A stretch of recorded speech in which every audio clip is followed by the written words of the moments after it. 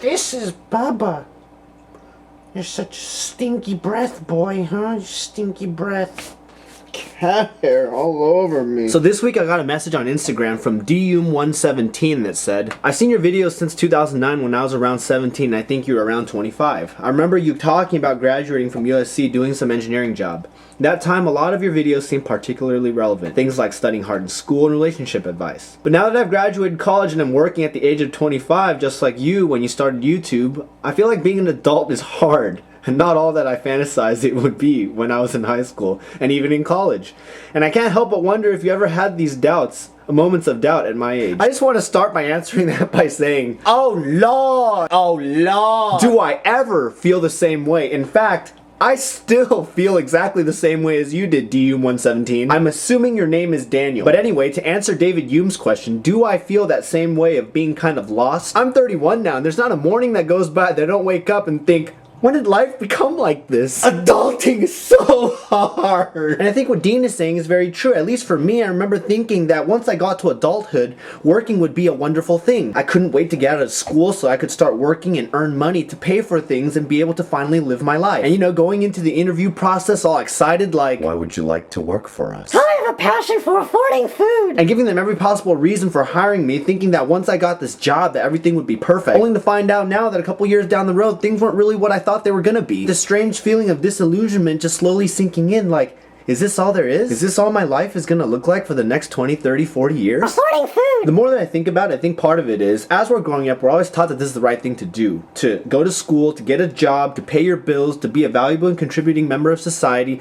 pay your taxes, eventually raise a family, and be able to provide and be responsible for your family. And to be honest, a lot of these aren't wrong things. A lot of us wouldn't be here if it weren't for the valuable contributions of our families, our parents making those same sacrifices to raise us. But it is another fact of life that life is expensive, and we need to work in order to pay for our own existence. Affording food! But I think another aspect of it is that as we're growing up, a lot of us are also taught that we're all unique and we're all special and we all have a special place in this world and a special contribution to make. That each of us has an individual mark to make in this world, and if you're somehow not doing something unique or huge to make a difference in other people's lives and somehow impact this world, that you're not doing your job. That somehow if all you're doing is then you're really kind of wasting your life, and that you should be striving for more. You should be aiming higher and trying to do more with your life. Now I just want to stop here for a moment and say, if you're one of these people like me and like Derek who can think about a question like this, that the very fact that we can even think about a question like this means that we are very privileged. And not to get all weepy-eyed and preachy on you, but recognize that there are millions of people in this world that would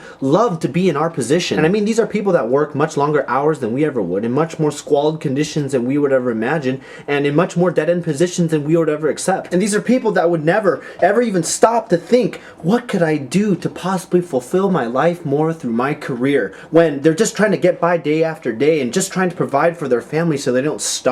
Some of you may have heard of Maslow's hierarchy of needs, where at the bottom here we have the most basic physiological needs. Things like water and food and air. And then once those are satisfied, then comes the next level of needs. Those are safety and security related, things like physical safety and financial security. Next above that, we have the needs for love and belonging, things like looking for companionship or love from our parents and our friends. And so for some of you that are single or forever alone, this is where you are. Now even above that, we have the need for esteem and recognition from others. At this level, everything else below it has been satisfied, and now we're really looking for people to recognize us and to see that we have value. This is the level that some of us find ourselves falling into. The need to be needed at work or to be recognized for something that we've done or accomplished. This, and the level above that, the need for self-actualization, which is the level where once everything else below it is satisfied, we find ourselves asking questions like, is this really my purpose? How can I live out my full potential? Is this all I'm meant to do here? And what kind of triangle is this? And so you see, for a large number of people in this world, they are trapped in these first two levels of needs, which many of us actually take for granted. And to be honest, day to day, we don't think about things like, where am I going to get the next drink of clean water, or where am I going to get my next meal, or even if I'm going to survive until the next day. So I just want to emphasize, and I think it's worth mentioning again, that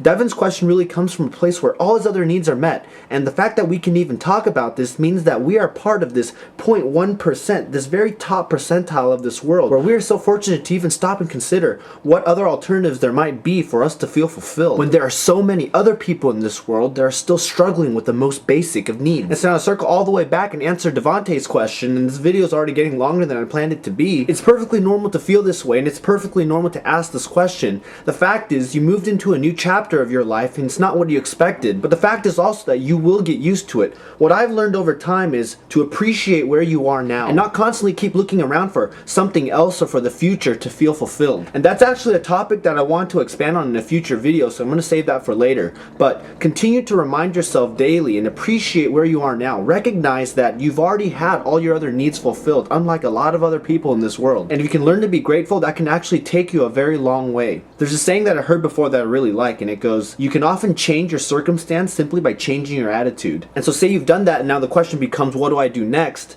Well, the answer depends on who you ask. And if you want my personal answer for my life, as a Christian, it's rooted in the Bible. And I'm going to save that topic for a future video. And so shout out to Damien Hume. I appreciate your question. I appreciate this opportunity to talk about deeper things. And who knows, this might just set off a different course for my life.